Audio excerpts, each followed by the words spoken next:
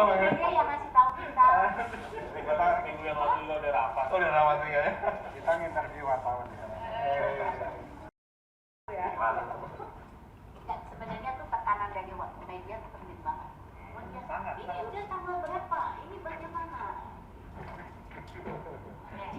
Silakan.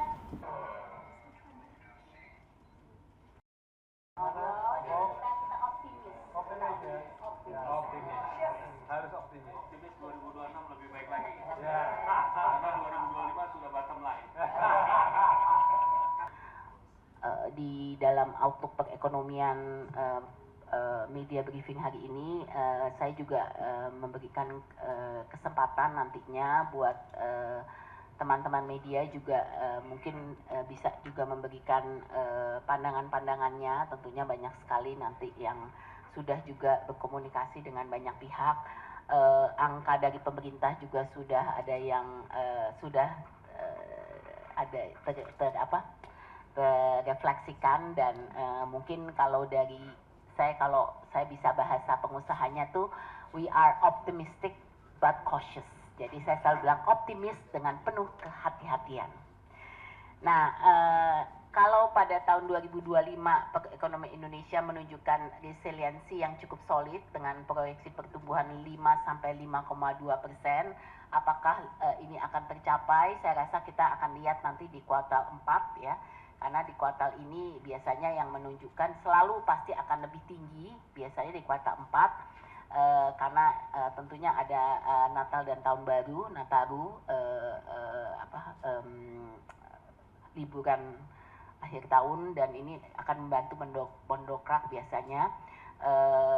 Kemudian kita juga lihat perbaikan kuartalan secara konsisten. Di kuartal pertama tumbuh 4,78, kuartal kedua 5,12, dan kuartal ketiga 5,04. Jadi dengan pulihnya cyclical momentum, faktor musiman akhir tahun, tentunya percepatan belanja pemerintah, serta injeksi daripada SAL dan SILPA 276 triliun, pertumbuhan kuartal keempat diperkirakan itu akan mencapai 5,1 sampai 5,3%. Jadi mungkin kita tidak seoptimis pemerintah sampai 5,6 ya, malah ya 5,6%. Jadi kami merasa mungkin akan sekitaran 5,1 sampai 5,3. Dan untuk 2026, Apindo juga masih tetap berkisar di angka yang hampir mirip-mirip antara 5 sampai 5,4%. Kenapa rentangnya begitu besar? Karena kita masih melihat banyak sekali ketidakpastian juga gitu. Jadi walaupun kondisi domestik kita masih mulai lihat banyak pemulihan, tapi secara global kita masih melihat banyak sekali ketidakpastian. Kuartal pertama menjadi periode, ini kuartal pertama 2026 ya, ini menjadi periode terkuat berkat konsolidasi seasonal driver, yaitu tahun baru, Imlek, Ramadan maupun Idul Fitri. Sementara kuartal kedua dan ketiga tentunya memerlukan kewaspadaan karena hilangnya faktor musiman yang berpotensi memunculkan stagnan sekuler. Meski demikian, kita lihat di dalam slide yang ada, transmisi kebijakan fiskal, moneter, dan struktural di 2025 diharapkan dapat memperkuat daya beli, produktivitas, dan stabilisasi dari investasi. Kemudian yang kedua, tekanan eksternal tetap tinggi akibat tensi dan fragmentasi perdagangan global, dan juga potensi policy shock seperti tarif reciprocal-nya Amerika. Juga walaupun kita sudah dapat tarif yang cukup baik 19%, tapi kita juga belum selesai, masih dalam proses penyelesaian. Nanti mungkin Bu Ana bisa lanjutkan.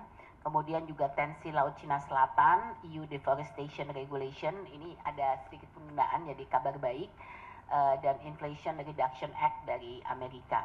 Nah, pemerintah juga perlu mengantisipasi arah kebijakan, jadi the Fed di bawah Presiden Trump, terutama jika ini Kevin Hassett menjadi chair yang condong pada suku bunga rendah dan kebijakannya pro cryptocurrency. Ini pasti ada dampaknya juga. Dan hal ini juga berpotensi meningkatkan volatilitas aset termasuk emas yang dapat menjadi indikator risiko resesi global. Kemudian yang ketiga, risiko pergeseran kebijakan global dapat mempengaruhi juga arus perdagangan Indonesia, terutama komoditas strategis dan sektor manufaktur yang terhubung ke global value chain. Jadi karena 2025 ini kita tidak memiliki 2026 kita tidak memiliki yang namanya one-off booster, pendorong struktural seperti konsumsi domestik, investasi dan ekspor berbasis hilirisasi ini harus bisa menjadi engine utama. Dan pembentukan Satgas P2SP ini memberikan sinyal positif bagi dunia usaha dalam mempercepat juga belanja pemerintah, menghilangkan hambatan implementasi, dan memperkuat kepastian regulasi dan perizinan. Jadi kami dukung Satgas ini dan kami juga turut serta nantinya di dalam bagaimana memberikan masukan-masukan kepada pemerintah lebih jauh. Apindo memprediksi leading sector di PDB 2026 tetap didominasi industri pengolahan 18-19%, pertanian 13-15%, perdagangan 12-14%, dan pertambangan 8-10%. Dunia usaha juga melihat akselerasi daripada ekonomi digital, ekonomi kreatif, serta green economy melalui proyek waste to energy yang perlu didorong dengan skema KPBU, PINA, dan land value capture. Meski demikian, kita juga lihat percepatan pertumbuhan perlu lebih merata. Jadi sejumlah sektor masih tumbuh di bawah tren nasional atau kontraksi. Sementara kalau kita lihat ini kalau yang sedang kontraksi seperti real estate, mobil motor, pedagang, kehutanan, perikanan, pertambangan, ini saya rasa harus jadi perhatian ya. Jadi sementara produk komoditas unggulan seperti rempah, kopi, teh ini juga masih melemah. Ketimpangan ini menegaskan perlunya strategi lintas sektor yang mampu mendorong pertumbuhan dan eksponensial untuk mencapai leapfrogging ekonomi pada 2026. Nah, kalau kita lihat indikatornya nih, kalau kita lihat di slide indikator yang pengaruh ekonomi makro, Apindo memproyeksikan inflasi 2026 berada pada 2,5 lebih kurang 1% year on year, selaras dengan target BI. Kemudian ditopang oleh ekspektasi inflasi yang terkendali, kapasitas produksi memadai, serta tekanan harga impor yang stabil.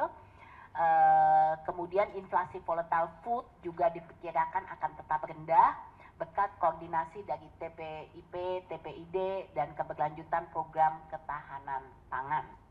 Defisit APBN 2026 itu diproyeksikan 2,7 sampai 2,9% dari PDB dan menuntut memang sangat disiplin fiskal yang sangat tinggi melalui optimalisasi pendapatan, efisiensi belanja, dan mitigasi risiko kuasi fiskal.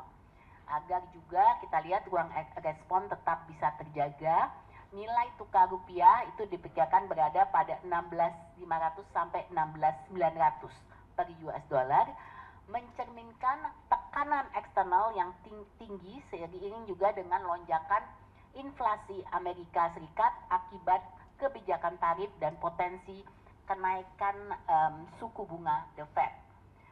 Arah suku bunga di 2026 itu diperkirakan berada pada fase yang kompleks karena BI memiliki peluang untuk menurunkan suku bunga pada awal tahun, namun ruang daripada pelonggaran dapat menyempit jika tekanan eksternal menguat dan imported inflation itu meningkat. Keseimbangan antara stabilitas nilai tukar dan dukungan terhadap pertumbuhan ini juga akan menjadi prioritas dari moneter. Pertumbuhan kredit di 2026 diproyeksikan moderat, melanjutkan perlambatan sejak 2025 setelah tumbuh 2 digit di 2024 sampai 2022 sampai 2024. Nah, kredit turun ke single digit pada 2025 dan baru pulih bertahap menuju single digit tinggi hingga 2 digit bawah pada 2026. Jadi ini proyeksi kami lebih baik dari 2025 tapi belum bisa sebaik daripada tahun-tahun sebelumnya. Nah, ini juga sejalan dengan permintaan pembiayaan yang tertahan dan ketidakpastian suku bunga global. Untuk menjaga momentum daripada pertumbuhan investasi dan ekspor, perlu diperkuat juga kita melihat bahwa investasi akan berpegang peranan penting di 2026. Dengan target realisasi investasi di 2025 pasti tercapai. Target 2026 sebesar 2,175 triliun ini 2.175 triliun, itu dinilai masih realistis dengan proyeksi pertumbuhan investasi 13 sampai 17%. Jadi faktor pencapaian investasi itu masih mungkin sangat tercapai di tahun depan. Nanti di 2027 kita lihat lompatan-lompatannya untuk ngejar target pertumbuhan 8% yang sampai target 13 triliun itu yang nanti akan jadi lebih challenging.